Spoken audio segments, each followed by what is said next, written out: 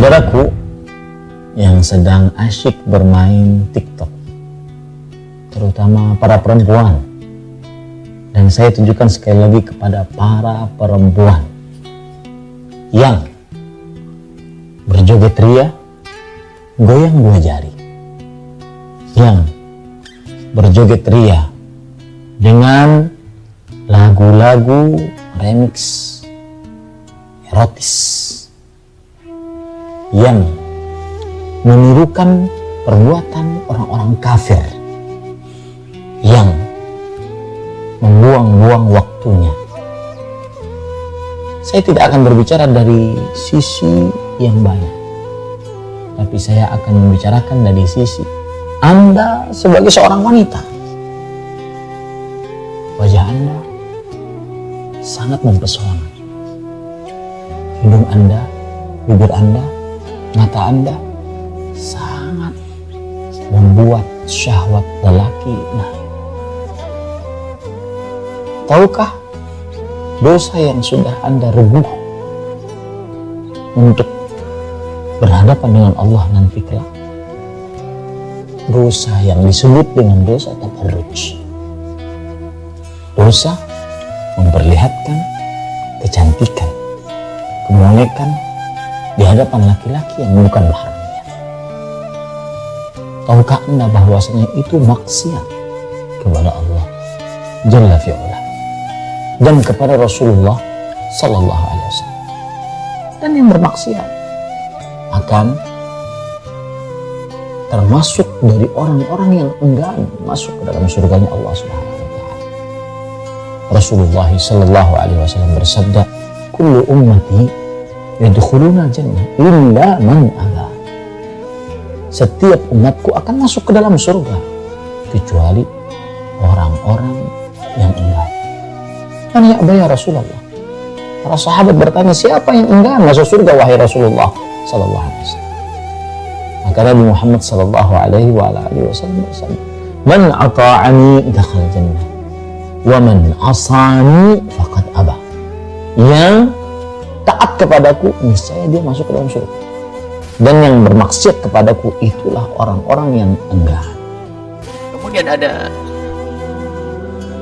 hadis Nabi SAW tentang ciri wanita terkutuk. Itu hadis Bukhari tentang wanita sayyidah ayat umat ini sa'ud kasiat ariyat. Diantaranya dikatakan bahasa kasiat ariyat, pakai baju tapi seperti telanjang, ma'ilat mumilat, kalau jalan lenggak-lenggok, rusuhunna ka'asnimatil bukhti, kepalanya seperti puno onta, dibuat nonjol ke atas dengan sengaja. Mereka tidak akan bisa menyium bau surga. Bahkan dalam riwayat Nabi Muhammad, fal'anuhunna fa innahunna mal'unat, kutuklah orang-orang itu karena dia terkutuk.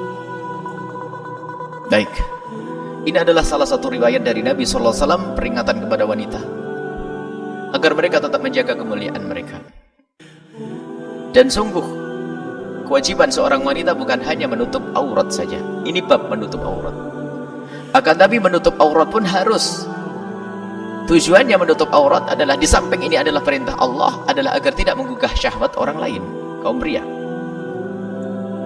Sehingga ada pada zaman dahulu tuh kasiat ariyat, setiap bangsa itu modelnya beda-beda. Kasiat ariyat pakai baju tapi ketelanjang, ini bingung orang pakai baju telanjang. Dulu ada pakai maxi, ada rok panjang tapi dibelak sampai pinggang, ada itu. Itu zaman dulu tuh. Niru artis, niru bintang itu.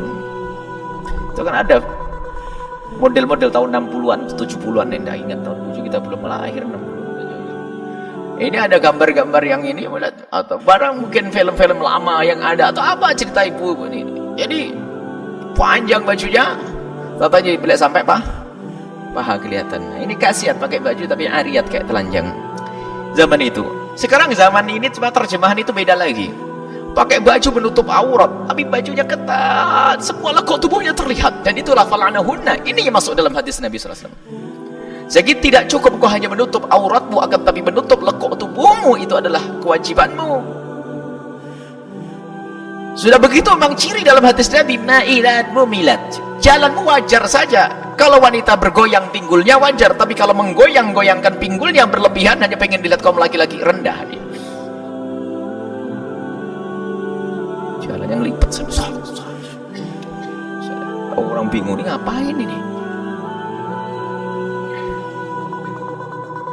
Memang wanita dibuat seperti itu. Kalau tidak bergoyang pinggulnya orang mati. Akan tapi bukan, jangan hentakkan kakimu hanya untuk dilihat oleh orang. Jangan membuat satu gerakan yang berbeda. Artinya apa? Berjalanmu di saat kau sendiri, di saat ada laki-laki itu kayak apa? Dan wanita mulia adalah wanita yang tidak senang jika diperhatikan kaum pria. Ini adalah sifat kemuliaan. Karena dia ngerti diri yang mulia, tidak senang dilihat oleh orang-orang rendah, mata jelalatan. Sampai sampai kerendahan-kerendahan yang lainnya, sampai bab zina sendiri di kalangan orang mulia nggak kebayang. Sehingga pada zaman Nabi, waktu Nabi ngajak berbaiat kepada wanita-wanita Arab, wanita-wanita mulia Arab, sebab di negeri Arab itu biarpun belum ada Nabi Muhammad belum datang, punya satu kebiasaan mulia wanita, menjaga kehormatan. Sehingga sangat terhinakan jika wanitanya itu rendah. Sehingga termasuk kalau ada orang berani menodai kehormatan seorang wanita, itu luar biasa. Akan menjadi sebab peperangan dan seterusnya. Kehormatan wanita dijaga. Nabi ngajak baiat kepada kaum wanita-wanita mulia. Hendaknya engkau berbaiat kepada kami. Kata wanita tersebut, berbaiat bagaimana ya Rasulullah? Allah tasrikna. Kalian jangan mencuri. Mereka masih diam karena ada wanita yang mencuri. Tapi di saat Nabi mengajak baiat, Allah tazdin, jangan sampai kalian berzina. Sayyidah Hindun mengangkat tangan dan berkata, ya Rasulullah, ataznil hurratu, apakah kebayang orang merdeka itu melakukan zina? Kalangan orang mulia itu zina itu gak masuk dalam hitungan. Itu kan kerjaan rendah itu. Kerjaan rendah. Ataznil hurratu, akan berjalan seorang yang. Sehingga di kalangan wanita mulia itu tidak senang kalau kecantikannya diperhatikan di pinggir jalan. Itu hanya privasi suaminya. Tidak diobral sana sini, lekuk tubuhnya pun dijaga. Ini wanita mulia ini. Malu kalau lekuk tubuhnya dilihat sama orang. Sayyidah Fatimah adalah contoh luar biasa karena yang mendidik adalah manusia termulia Nabi Muhammad SAW. Sayyidatuna Aisyah pernah suatu ketika duduk dengan Sayyidah Asma binti Umaish. Duduk di rumah beliau, di rumah Sayyidah Fatimah. Tiba-tiba ada mayat yang dibawa ke kubur, tiba-tiba menangis terseduh-seduh. Kemudian Sayyidah Asma berdekat bertanya, wahai putri Rasulullah, engkau menangis, ada apa dengan mayat itu? Kemudian Siti Fatimah berkata, aku nanti kalau mati akan dibawa ke kubur seperti orang itu. Dijawab, iya, semua orang harus dibawa ke kubur. Alangkah malunya aku. Kenapa? Itu orang yang dibawa ke kubur, terlihat lekuk-lekuh tubuhnya. Alangkah malunya aku nanti jika aku mati kemudian diangkat di pundaknya manusia lalu dibawa ke kubur, orang akan melihat kepada lekuk-lekuk tubuhku. Jadi dulu tuh kalau orang meninggal dunia itu dikasih kain kafan, sudah dibawa ke kubur, nggak pakai penutup begitu, jadi kelihatan itu loh mayat gitu. Sehingga lekuk tubuhnya terlihat. Kebayang Siti Fatimah kalau meninggal akan terlihat lekuk tubuhku, menangis beliau tuh. Padahal yang dipikir adalah bukan di saat beliau hidup ada orang ngintip, bukan. Di saat sudah meninggal, rohnya sudah tidak ada, kebayang lekuk tubuhnya, dilihat orang merasa malu. Lalu Sayyidah Asma memberikan kabar gembira, wahai putri Rasulullah, waktu aku ke Habasyah dulu, aku melihat di situ ada, kalau orang meninggal dunia dibuatkan penutup keranda lalu ditutup begitu. Subhanallah, seperti mendapatkan duit miliaran, seperti mendapatkan sesuatu yang sangat besar. Dengan wajah berseri-seri berkata, ya Asma, aku berwasiat, tolong kalau aku nanti mati, buatkan aku keranda mayat seperti itu agar tidak terlihat lekuk tubuhku. Dan yang kedua wasiatku adalah, tolong kubur di malam hari. Khawatir di saat dibawa ke keranda masih ada kaum pria yang ingin melihatnya. Itu wanita mulia.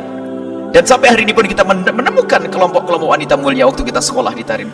Wanita mulia, jadi kalau ada wanita berjalan, kok ada laki-laki di belakangnya, dia pantang ada orang belakangnya, minggir. Suruh laki-laki duluan. Makanya kami himbau, hei kaum pria, pantang berjalan di belakang perempuan. Jangan berjalan di belakang perempuan, ketahuilah. Kenapa? Perempuan itu semuanya indah, ada menggoda semuanya. Jadi sebagai wanita mulia, laki-laki perempuan mulia, tidak pengen lekuk tubuhnya diperhatikan. Sekarang lihat, rendah-rendah, pamer semuanya, mulai dari lekuk juga yang pinggulnya, waduh habis semuanya. Mau diobral di pinggir jalan, sampai akhirnya pezina menjadi banyak. Wanita mulia dia, semakin coba ukur dirimu wahai anak-anakku semua khususnya. Semakin kau tidak nyaman kau disaksikan kaum pria, semakin mulia. Semakin mulia di dalam dirimu karena engkau semakin tahu kemuliaan. Permata dan engkau bukan permata, engkau lebih dari permata.